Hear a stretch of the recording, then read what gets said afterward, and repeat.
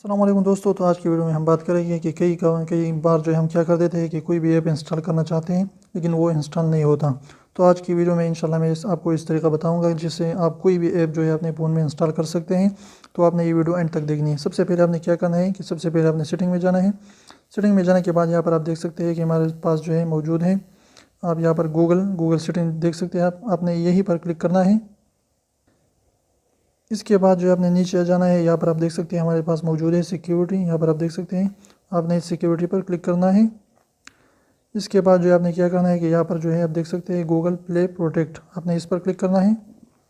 इसके बाद जो है आपने क्या करना है, यहाँ पर आप देख सकते हैं कि ये क्या करता है कि जो भी हार्मफुल ऐप्स होती हैं वो ये जो है उसको स्कैन करता रहता है और उसको इंस्टॉल भी नहीं होने देता। तो आपने यहाँ पर इस सेटिंग पर क्लिक करना है। यहाँ पर देख सकते हैं सेटिंग, इस पर क्लिक करें।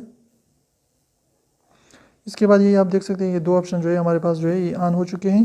तो आपने क्या करना है कि इन दोनों ऑप्शन को आपने यहाँ पर आप रखना है, यानी ये दोनों ऑप्शन यहाँ से आप कर लीजिए, इसको भी और इसको भी। तो इसके बाद आपकी जो भी ऐप इंस्टॉल नहीं हो रही थी वो इंस्टॉल हो जाएगी।